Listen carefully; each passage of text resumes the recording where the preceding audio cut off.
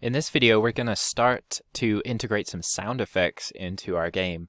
Now, sound effects are a super critical part of the gameplay loop because just like visual effects and animations and things like that, they provide reactions and impact for what the player is doing in the world. So any chance that you can get to give the player some indication that what they're doing is having an impact on the world is generally kind of a good thing to do. And sound effects are just a whole dimension that help with that core kind of feedback loop of gameplay. So what we're going to do is use some pre-existing sound effects that I've gathered online. I'm going to show you a couple places where you can find sound effects, and we're going to integrate them in. So this is going to be more kind of technical than it is going to be about making sound effects. Obviously, there are tons of different programs, some free, some web-based, that let you create sound effects. And a lot of sound effect creation is based on, recorded sounds or sound effect libraries that you take and modify and stitch together. So I'm not going to go into the creation aspect, just the implementation side. Now, to find and gather sound effects, I really recommend that you look online. Like anything with games, having something that is a placeholder inside gameplay is a kind of good idea as you're building, so that you can see how everything is starting to work together. So even if you just use sound effects that are pulled out of games, copyrighted as placeholders, that's kind of a good development practice because it's going to give you a chance to see how the whole game is working together. And it's also going to tell you about what type of sound effects work versus others, so you can start making some assessment there. So one good resource is freesound.org, and this is aimed both at games but also at movies, or any time you need to create sound effects or music tracks as well. There's obviously music tracks on here as well, and you can search for anything. So you could search for like bullet and preview each of the sounds. I think you have to have an account in order to download the sounds, but should be free to make, so that's fine. So free sounds, these are generally copyright free, and that's going to be useful for when you go and publish your game. But of course, make sure that that's actually the case and you're not inadvertently copying someone else's work. So free sounds is good. This other website I found recently called sounds/resource is a little bit ad heavy. There's ads that pop up all over the place and it looks a little sketchy, but this place is amazing. They have uploaded sounds, or people have uploaded sounds from hundreds of games from many game consoles, so you can go all the way back to NES or arcade games, download Super Mario Brothers sound pack, and use that either as placeholder, or if you never really plan to publish your game, that can be your final sounds that you use. So I actually grabbed some, but I'm gonna use the Super Smash Bros. Sounds because Super Smash Bros. 64 was a game that I grew up playing and love a lot. So I was kind of excited when I found these. There are also the voices too, which is hilarious. So you could download the voices and use those. Okay, so when you find on this site, when you find the sound pack you want, click on it, and then this is the button. It's like this big green button here, and if you roll over it, you can see that it's got the download link in the bottom left. I'm not sure what ads are going to pop up to you, but this is the actual download button, which is kind of hilarious. When you download it, it just comes in a zip file, which of course you want to extract. So just right click and extract all. And then the sounds inside are probably going to be either WAV or AIF or maybe MP3. Let's see if we can add, there's our properties preview pane. Let me pull up properties for this and find out. So these are WAV files. Unity is pretty flexible when it comes to sound files, the most common being WAV AIF or AIFF and MP3, and it should be able to play all of those. You can use a program like Audacity, is a free open source program, and that'll let you change between file formats. Or you can use, I think Adobe Audition does this, and other programs do it too. But obviously, there's some benefit to having, MP3s because they are compressed. So for longer clips, that's for like sound, music tracks and things like that, that's going to save space in your game. But most of these individual sounds are pretty tiny, so you're not going to run into any problems here. So let's have a look. Let's try and find a couple that we kind of like.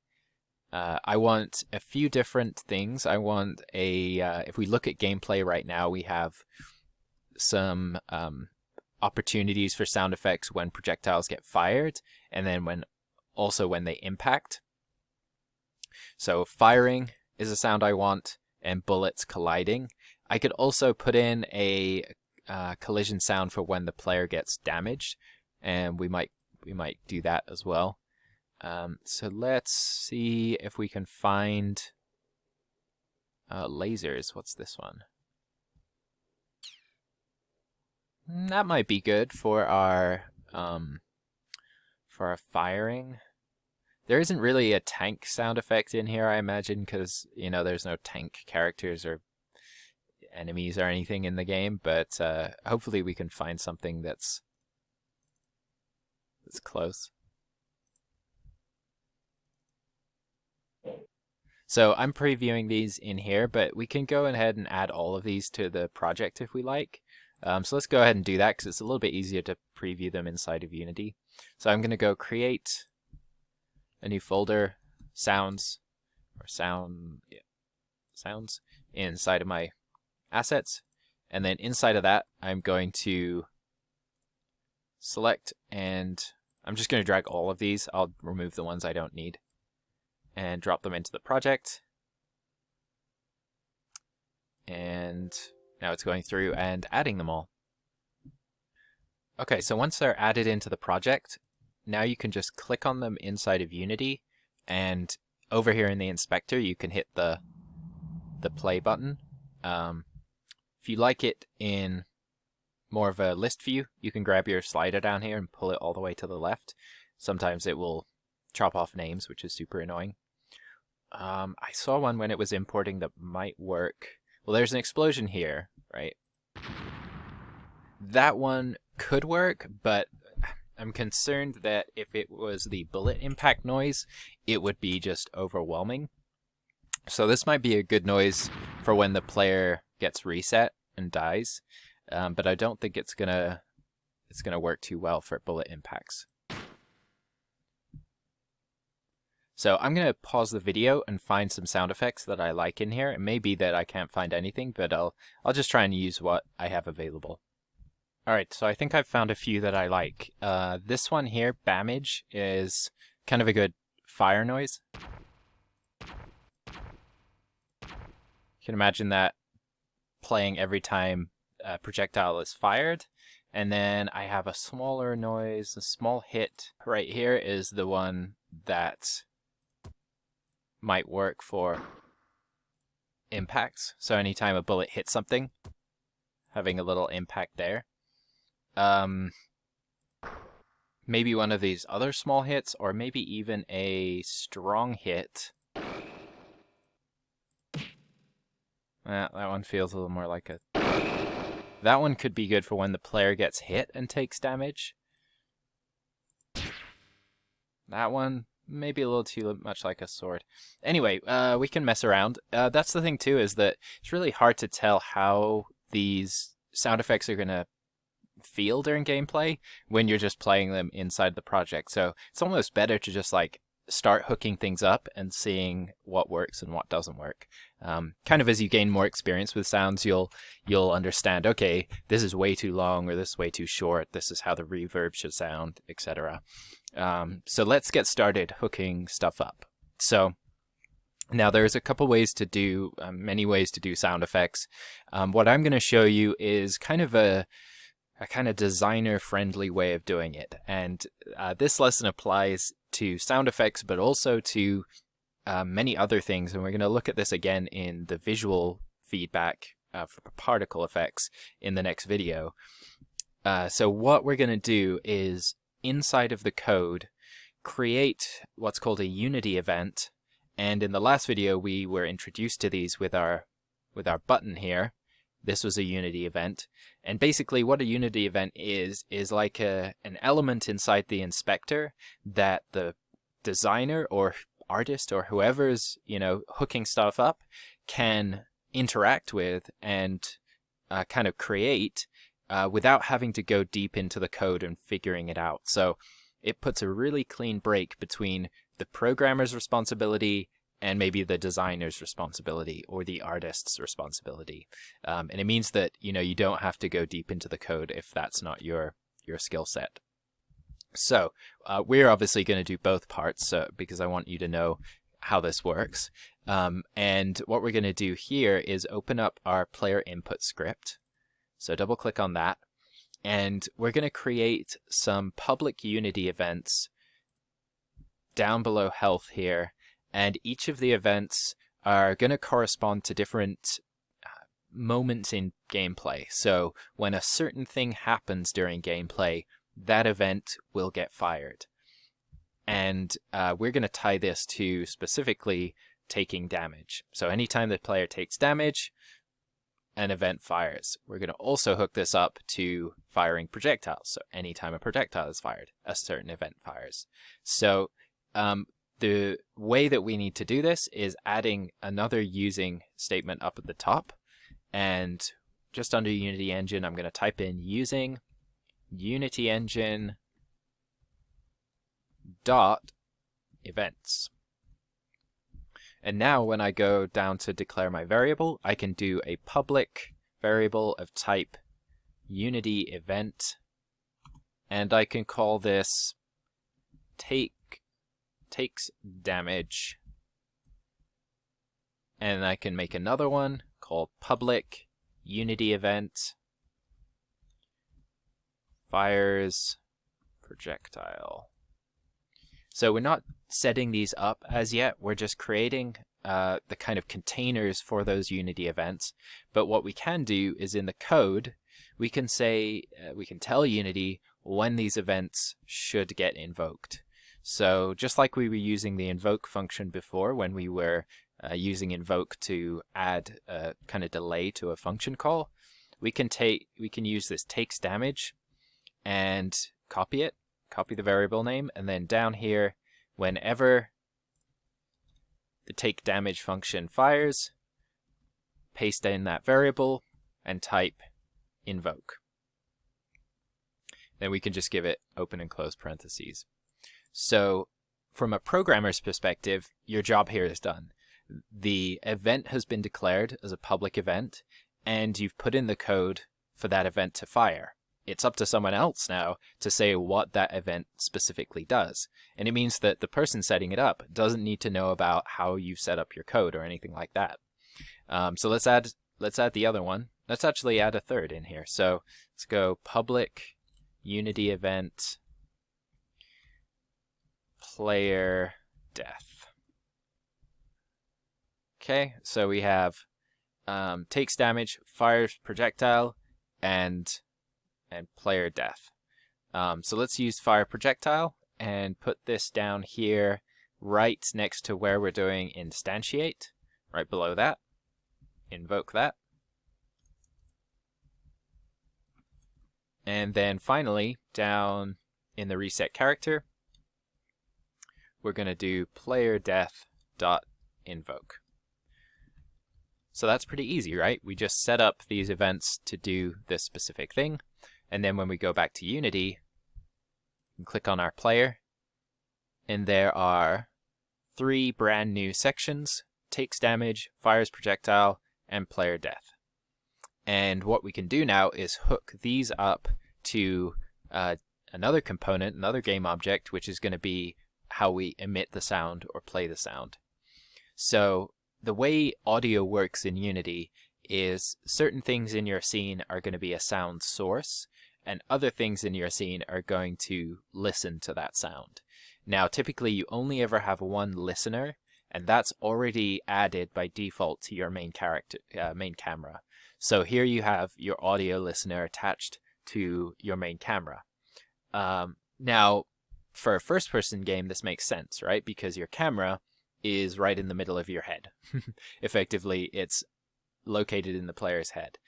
But if you're using spatialized sound, so 3D sound that the values change depending on how far away they are and other properties, you may not want your listener to be located on your camera, because your camera is sitting way far away from your player, and so it might sound weird if there's a very loud noise that is directly below your camera but not yet on screen and close to your player.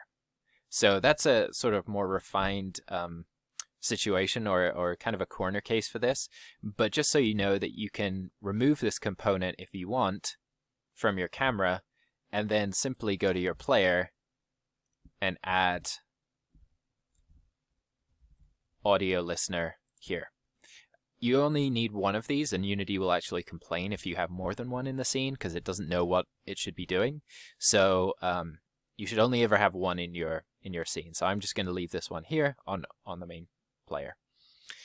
Okay, so that's one side of it. Now, what about the things that emit sound? Well, that is called a sound source, and we're going to want several of these, right? We're going to want them on the player. We're going to want potentially to have one on the enemy. We maybe even want each projectile to have one, because of course projectiles need to play an impact sound when they hit something. So the amount of sound sources in your scene is it's kind of important. It is a consideration when you're thinking about performance. So having too many of them and too many 3D sound sources can have an impact on the game. But for now, we can, we're not making like a bullet hell game yet, so having them on each of the projectiles shouldn't cause too much performance overhead. So how do you go about adding a sound source? Well, it's a simple component. I usually add it as an object, and you can right-click on your player, go to audio, and just add a sound source.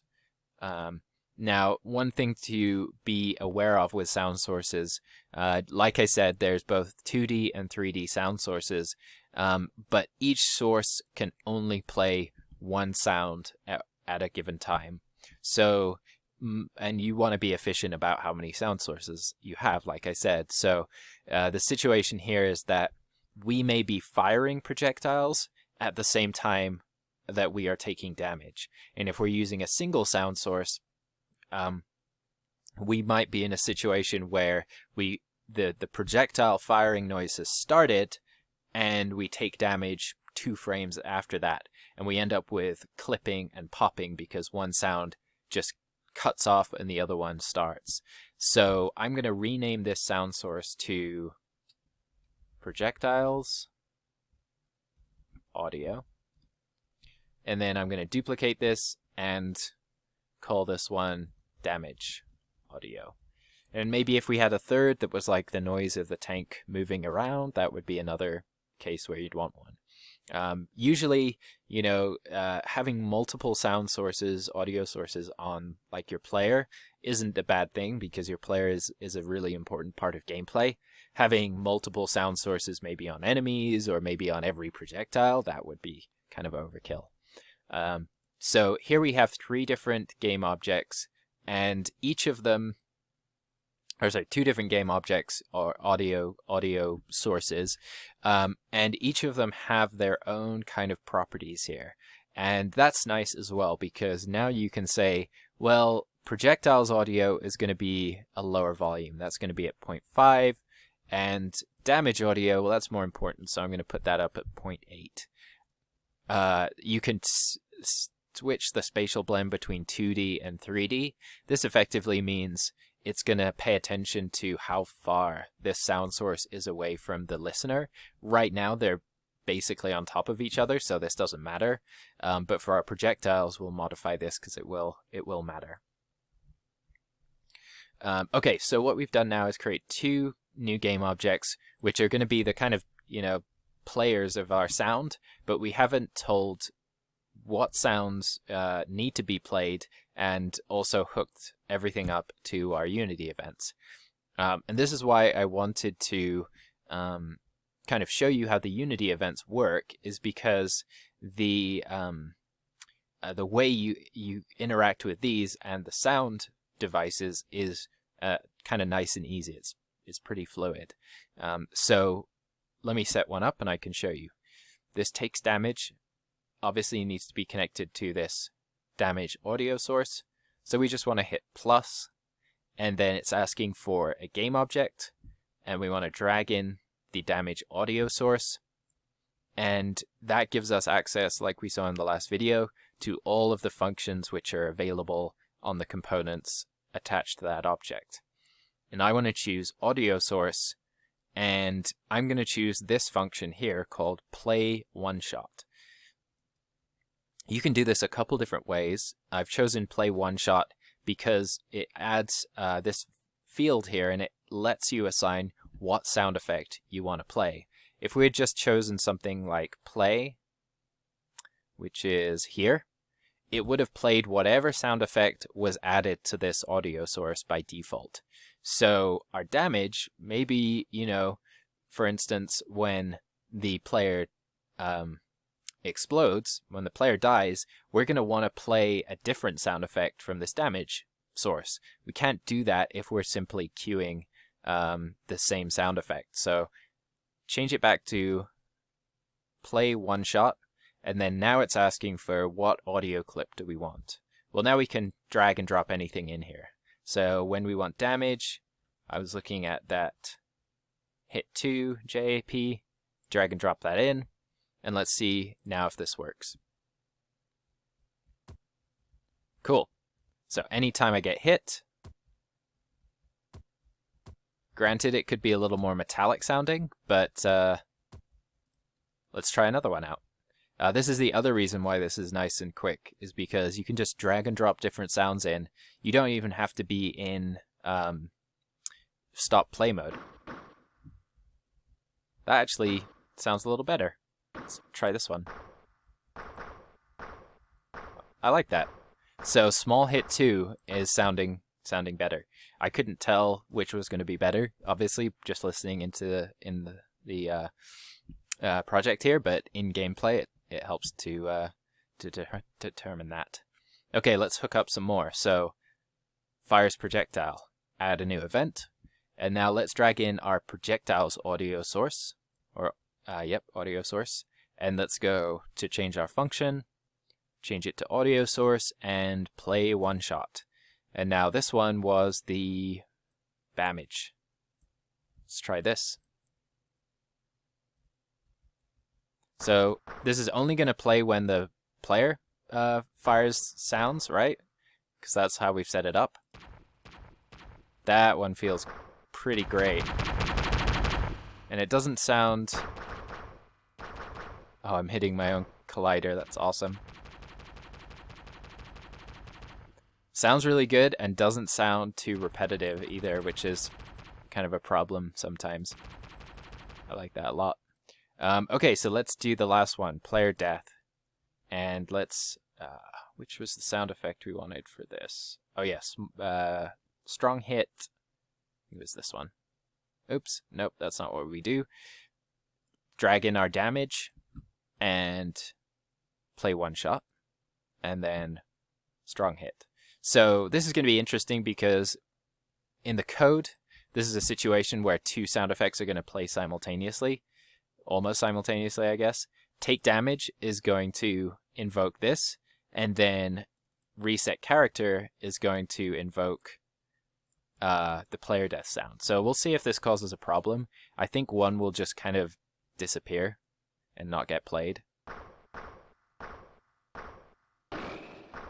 Cool. Sounds fine to me. So I didn't realize before, but I'm actually hitting the front of my collider. So that's something for the video where we go into some polish and and improvements. But we have successfully created some nifty sound effects here. There's one more we haven't done, and that is for projectiles impacting stuff. We also haven't done one for the enemy, but I'll let you kind of figure that out because it's basically the same as the player. For the projectiles, we want to set it up not on an object in the game, obviously, because our projectile is located just as a prefab. But what we can do is go into this open prefab and now start working inside of here. So this is a case where you could either add a component as a child object, to a game object on a child, or you could just add it to this. It doesn't matter too much. So I'm just going to go add component, audio source, and we need to tie this together with the projectile. But first, we want to set our spatial blend from 2D to 3D. What this means is, if it's 2D, this sound effect will play at whatever the volume is set at, regardless of where it's positioned in space. So if a bullet impact happens way off screen, this is going to be just as loud as every other bullet impact. If we set this to 3D, this will now drop off according to the properties of sound. And the range of the sound is determined by these 3D sound settings. So you can change the Doppler level, you can change the min and max distance. We don't really know what's right or wrong at this point, so let's just leave everything as default. And let's now tie our scripts together here. And for this, I'm just going to show you just a different way of setting up sounds, just to tie these together directly instead of using a Unity event.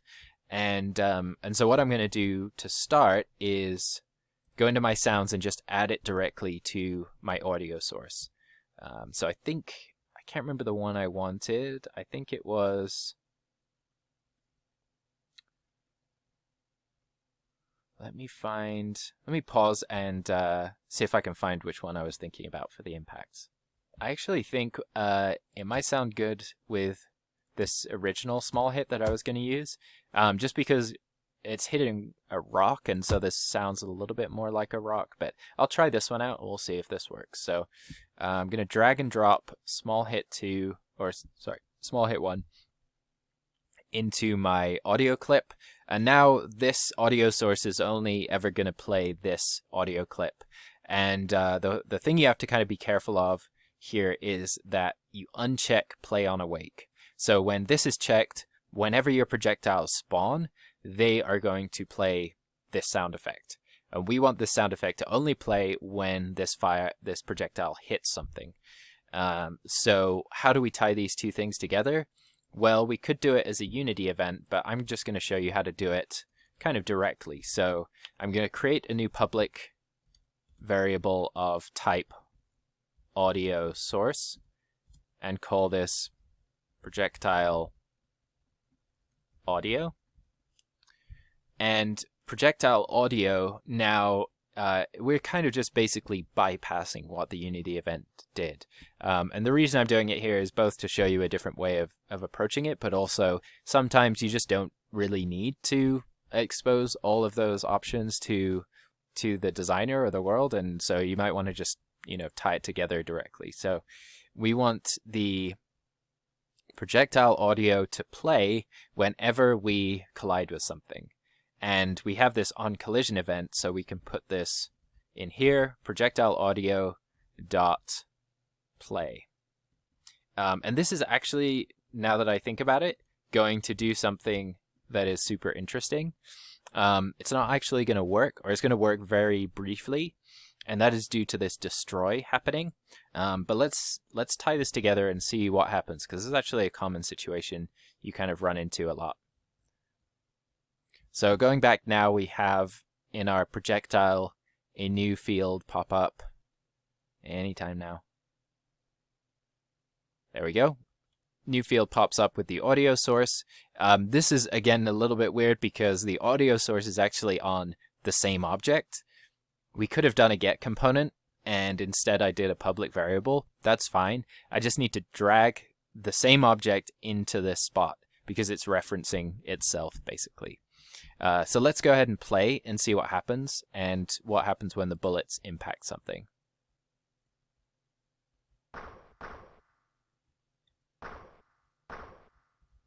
Whoa, my frame rate is... Hold on. Something... There we go. Okay, let's try this again. So the bullet impacts are not playing. And that is because, like I said, as soon as we play our audio source, which is on the same game object that we are on, it is destroyed, which isn't really ideal, right? So how do we get around this? Well, what we can do is there's a couple of different ways to kind of get around this. We could have an invoke happen. So instead of destroying it right there, we could do invoke, and we have this function already set up, destroy projectile, so we can put that in, and maybe the sound effect is half a second long. I don't really know, we'll find out. So let's invoke it after half a second, and this is going to cause another problem, but we'll tackle one thing at a time. Let's go back and see if this works, at least for the sounds.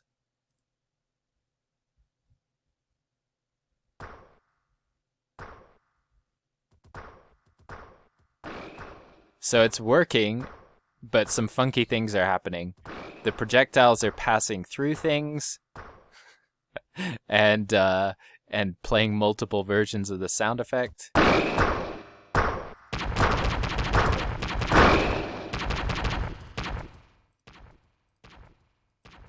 Can hear them playing twice. Of course, by delaying the destroying of the projectile, that projectile is then passing through additional geometry. So how do we solve this? Well, we could put in a variable to say private bool is alive, and set this equal to true, and then if the projectile is alive,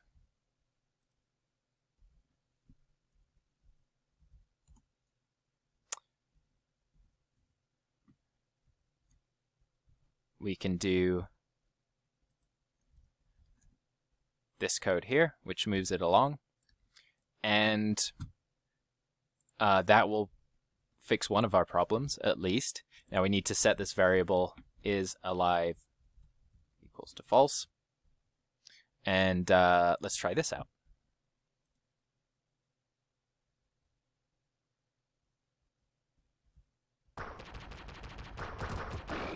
Get rid of this dude.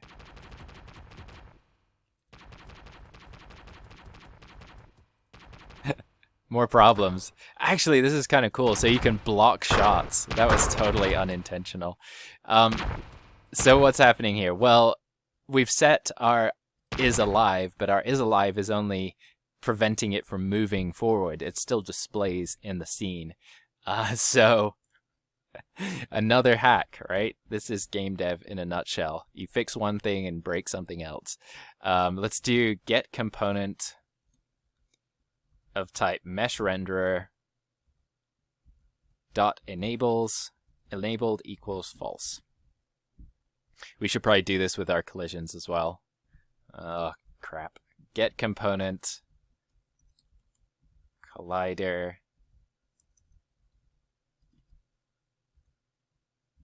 enabled equals false. So now when it dies, it turns its rendering off, it turns its collision off, it stops moving, and it finishes playing its sound effect. Not ideal. Definitely a hack, right? What would be a better way around this? Well, probably having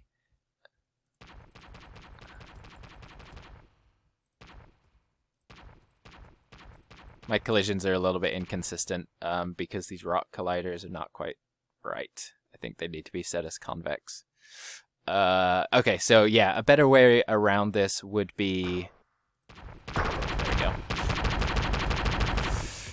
A better way around this would be to have maybe a custom prefab that has an audio source, and when that sound effect plays, instead of playing an audio source on the object that gets destroyed, maybe it instantiates that audio source prefab, which plays out its sound effect and then deletes itself.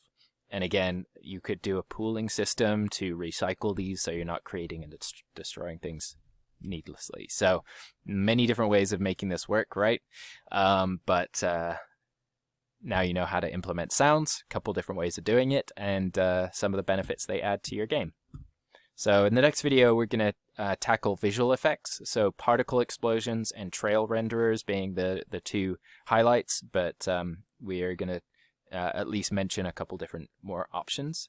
So I'll see you in the next video.